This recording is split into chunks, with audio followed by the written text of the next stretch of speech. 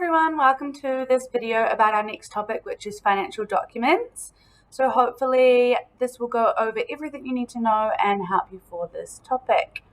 So this relates to 3.4 called financial documents. And before we get started, here's just a question for you to think about. So if I borrow £1 million, am I a millionaire? So just take 2 seconds, have a think, maybe talk to a partner about it and discuss why or why not you think this is true or not.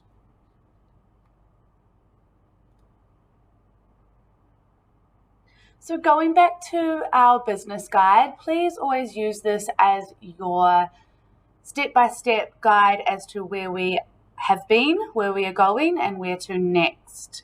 So as you know, we have been looking at business finance this year, and we are now up to 3.4, which is financial documents. So how many gems have you collected? Make sure you are ticking these sections off as you go, making sure you're keeping up to date and using the headings to take any notes. So everything is nice and organized. So this topic, 3.4, you'll learn certain things. The first thing we're going to learn about is the purpose of comprehensive income statements. We have covered this a little bit in class already, but remember the main features of this statement include the sales, so the amount of money that has come in from selling a product, the cost of sales, how much has it cost me to make this product, gross profit, which is different to operating profit, and expenses. So these are the things that we need to pay for, such as rent or insurance, and then operating profit, which takes away our expenses from our gross profit. So that order is how they are ordered on a document as well. And we know that income statement helps us make decisions. Okay, so you won't need to construct one. You might need to do some calculations, but it's more about understanding why we use it and explaining that. We look at the nature of profit and its importance. So the purpose of statements of financial position, which are different to income statements, they have main features including current and non-current assets, current and non-current liabilities, and then capital.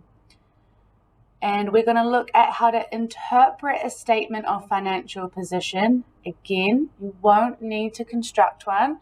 You'll just need to know what it means. So the first bullet point there we have covered. We're going to go into more detail about that second bullet point. So the purpose of financial statements is to help a business record all the transactions of money going in and out. Because if we don't measure these things, we don't know how well the business is doing. These provide numerical history. So it's really useful for managers and owners to know what's been happening in the business. So we call this numerical history. Other stakeholders use this information too. So remember, stakeholders, that's a key word that we need to know. They are people that have an interest in an organization or a company.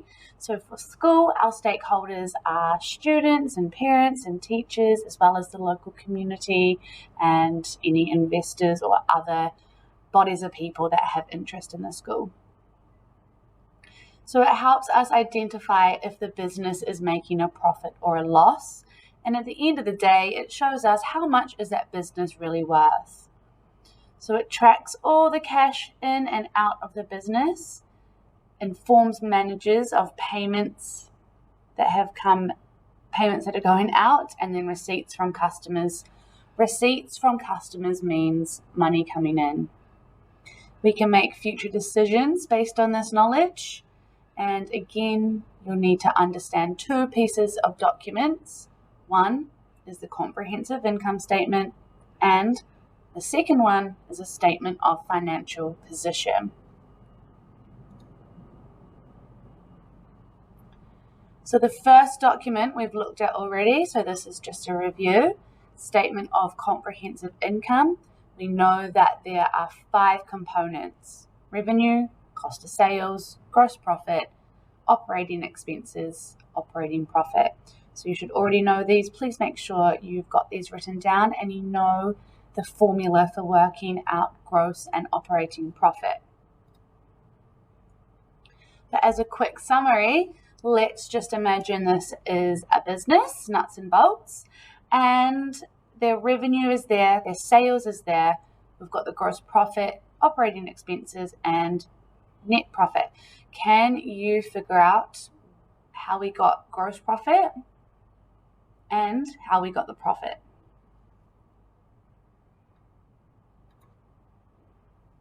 And here's another example for you to complete. So this is different from the previous one. So what is our gross profit going to be here? And what is our operating profit?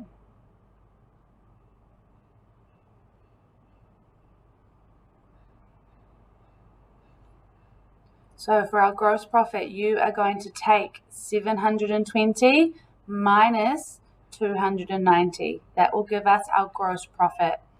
Then you're going to take the gross profit and take away the operating expenses. That will give you the operating profit. So the first answer there, 720 minus 290, is 430 gross profit. So $430 million is our gross profit. But then we have to take away the expenses. So actually, our operating profit is only $280 million. So it's a really good way to understand where our money goes in terms of creating a business.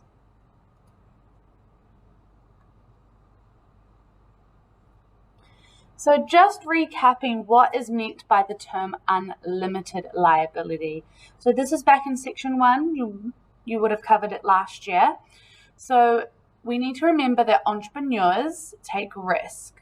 They can see a business idea and they are willing to take the risk to take that idea and turn it into a business.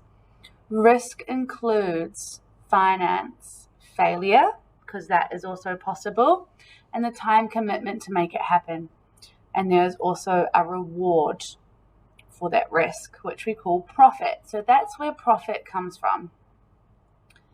And profit is given to the business owners. So for a sole trader, they keep all the profit. So a sole trader, one person. Partnership, that is combining people who create a business. So they'll share the profits.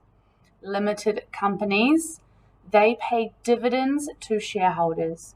So shareholders own a portion of the business, and any profits that that business makes are paid out in a thing called dividends. Cooperatives, they can share the profits between members. So this is how profit is divided for different types of organizational structures. If you need to review this, please go back to section 1 from last year. So the importance of profit to the private sector businesses. So firstly, remember that private sector means people who own the business. It's not owned by the government, which we call the public sector. So businesses have different objectives. They are either survival, profit, or growth.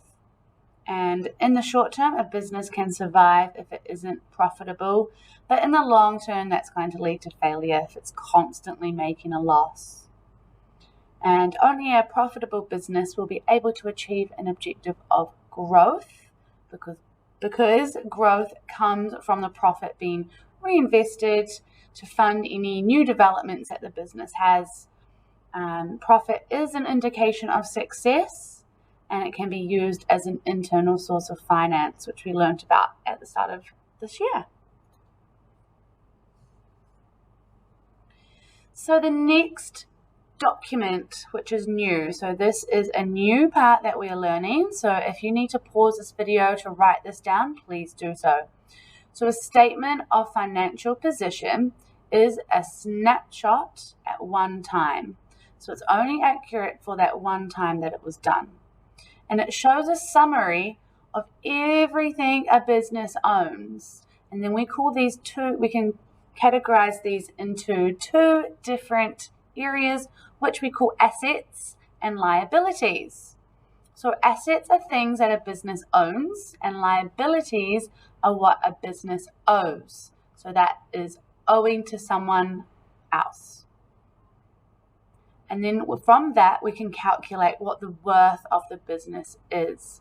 This is called net worth. So there's four main components. We have non-current assets. So these are items that are owned by the business that they will keep for more than 1 year, e.g. premises. So premises means the building area.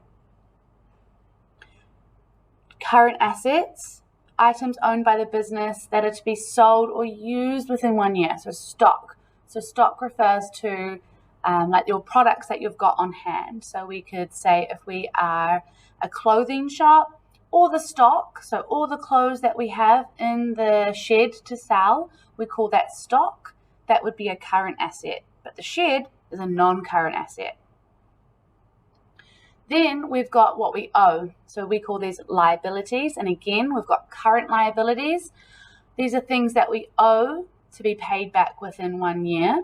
So an overdraft, which we learned about previously. So it's like a loan. And then non-current liabilities. These are what the business owes, but to be paid back over 1 year.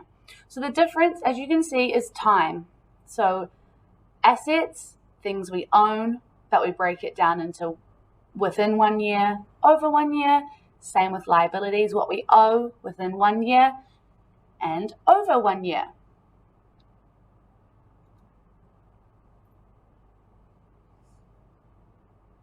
So overall, it just shows us where the money is within the business. Is it in what we owe? Is it in what we own? Because when you've got a big business or any business, you need to know where the money is within your business and what you spend it on. So then we can figure out the net assets. And this is how we find out what the business is worth. So we look at where the money came from in part 2 to create the worth. And then we can see we've got 3 more different components. So these are capital and reserves. So when we combine capital and reserves, we have a thing called equity. So share capital, so if we think of a company, this is capital raised by the sale or the issue of shares. So we've started a company and now we're going to sell shares out to people, and people can buy those shares. So that means that they own a little part of the business. That is how the business makes money. So I might have 500 shares to create my yoga business. Somebody might come and buy, let's say John buys 10, Mary buys another 200. Okay, so they would pay for those shares to me, and then that money is what I'm going to use to build the business further. Retained profit, that is the profit that, for example, the yoga business makes, and then we keep it in the business. So we don't pay it out to John and Mary and everyone else that's bought shares.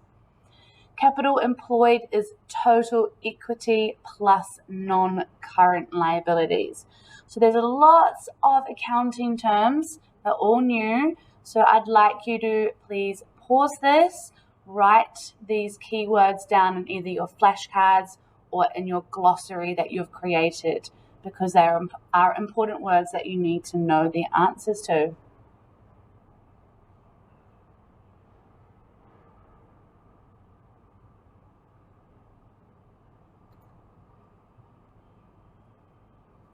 So we're just going to focus on now non-current assets. So remember part 1, we had 4 different components.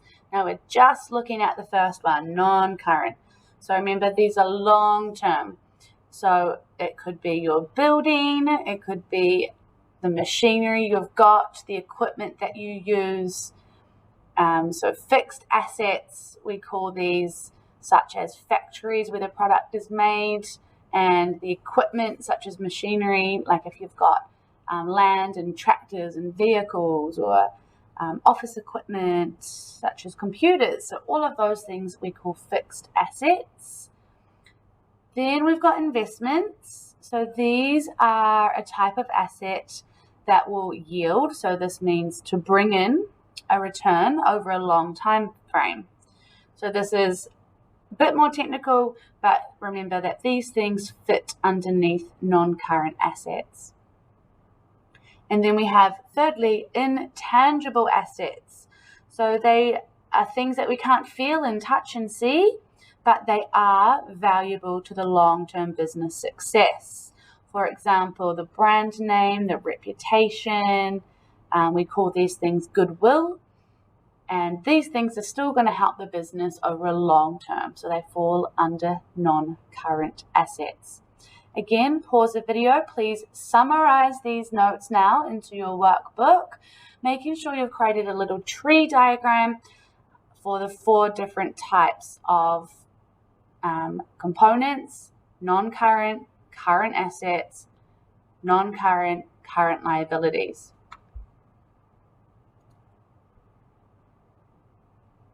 So looking at the next component now, current assets.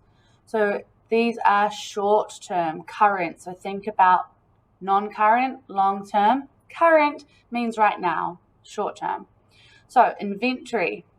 This is the goods that the business is selling. So if we have a makeup company, it's all the bits of makeup that we've got to sell to make the sale.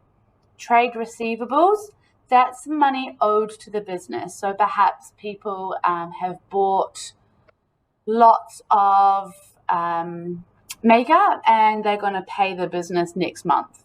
Okay, so it's money still coming in, but we haven't quite got it yet. So it comes under current assets. And then cash, which is money that we've already got from all the sales. Again, pause this video, write these down under your second spoke of your tree diagram under current assets.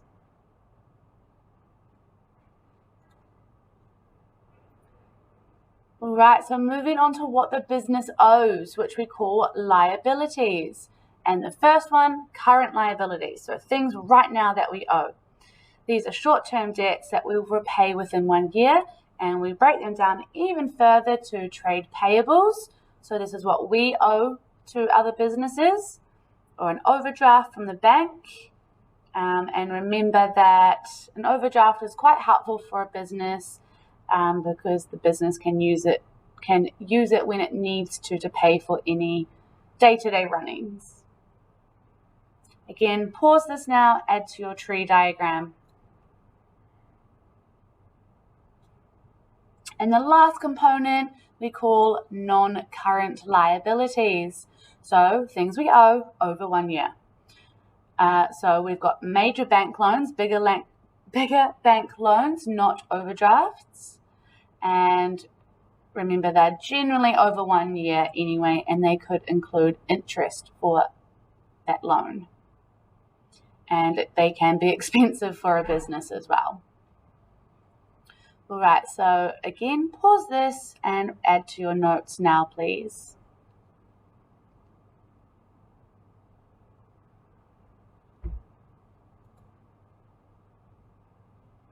Okay, we've got a challenge. We've learnt lots of new words in this section.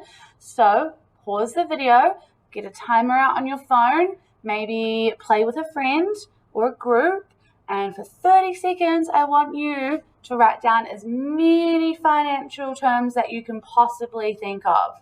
So remember, financial means anything to do with the finance of the business. So we've done cash flow forecasting, break-even analysis, we've done the income statements. So write down all the financial terms from any of those 4 sections and then see how many you can get with your friend.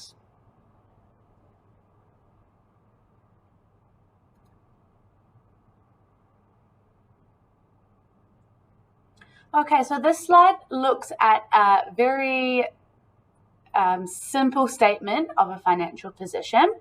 So we've got the 4 categories: non-current, current, current liabilities, non-current liabilities, and then capital, which gives us our total equity. So under non-current liabilities, we've got the different types of non-current assets we can have. Premises, so that is just like the building, the land, equipment, machinery, vehicles, and then as you can see on the right side, we have the numbers that represent the values. Then we have our current assets, inventory, trade receivables, and cash. Then we have our current liabilities, trade payables, and overdraft. And then we can work out our net current assets. So let's try and figure out where we get these numbers from.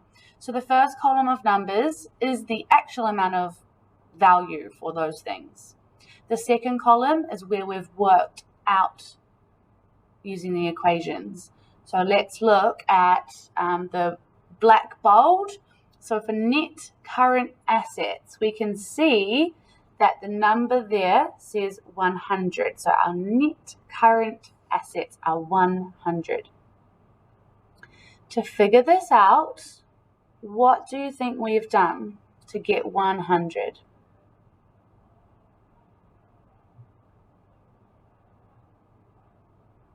So as you can see in the red, that is the equation. So we've taken 300 minus 200. So current assets, all we're looking at is current, not non-current. So our total current assets were 300 million, and then our total current liabilities were 200 million. So the difference is 100 million, which we call net current assets. Then we can work out our total assets less our current liabilities. So we've taken 400, which was our non-current assets, plus our current assets, which was 300, and then we take away the current liabilities. So we have 500. That's how that equation is worked out. Then we can figure out net assets. So we take 500, which was our total assets, less current liabilities, minus non-current liabilities, and we get 405. Okay, so we can conclude that our total equity in this business, or our total value that's left once everything's paid back, is 405. So think about how and why this is important. And if you get confused about these numbers, please write this example down, come see me in class, or talk to a partner and get it explained, and then take notes around how we get these numbers. It's really important that we can do these calculations. So pause this slide if you need to copy it down now, please.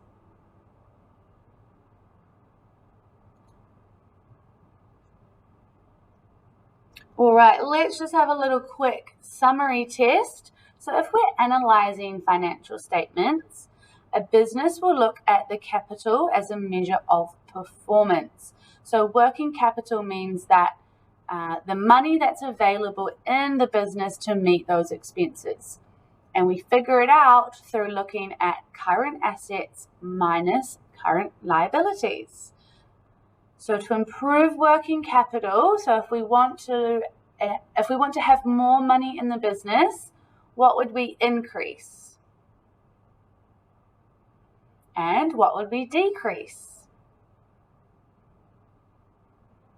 So pause this video now to please write this down in your books, and up here, as you can see, complete the table that's here to identify how a business would increase that working capital.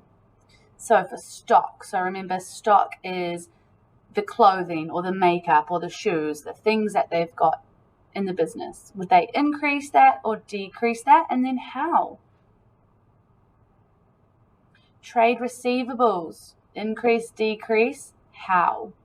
Trade receivables is money coming in.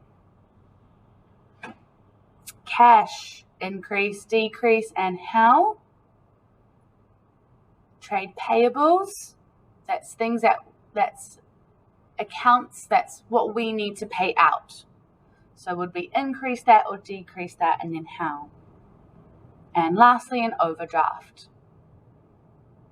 So spend 5 to 10 minutes working with a partner to fill in this table, please.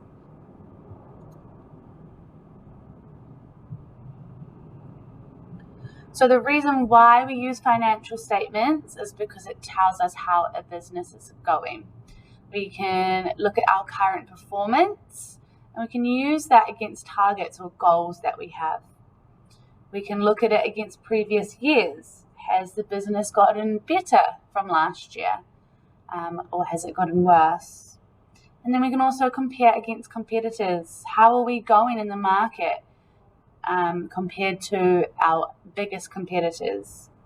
And then also it's helpful from the perspective of stakeholders. They always want to know how the business is performing. So your next task is to spend 10 minutes taking the link that you can see there on the left. So opening it up, it's a news article and it's about Samsung. So I want you to analyze how is Samsung assessing its financial performance, and what factors do you think has contributed to their success? So in the article, you'll see lots of details about what we have just been talking about.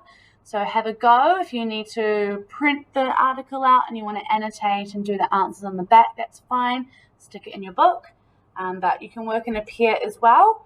But please get this done and then move on to the next slide. So you can pause the video now if you need to do this.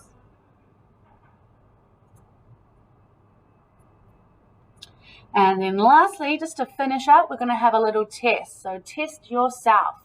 True or false? Net profit is higher than gross profit. Gross profit is revenue minus cost of sales. Overdrafts appear on a statement of comprehensive income. Current assets are always higher than current liabilities. Receivables are a current asset. Inventories is a current liability. Premises, remember that's our land, our building, are a non-current asset. And lastly, bank loans are a current liability. So true or false? If you want to write these down, you may.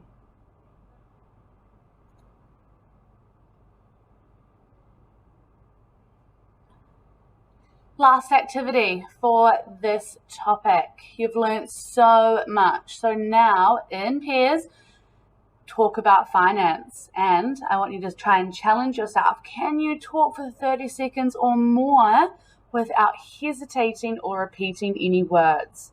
Use all the financial knowledge you have learned. You can talk about Samsung in the previous example, or make it up, or just talk about it from a theoretical sense in terms of our coursework. So have a go at doing this now. Let's see if we can get over 30 seconds.